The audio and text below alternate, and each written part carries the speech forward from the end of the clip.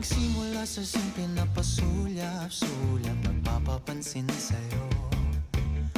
Umabot sa palitan ng mga mensahe, kilig na kilig ako.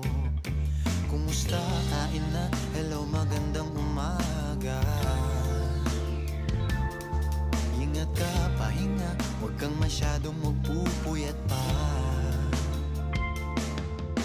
Naramdaman ng puso na dahan-dahan akong nahuhulog sa'yo.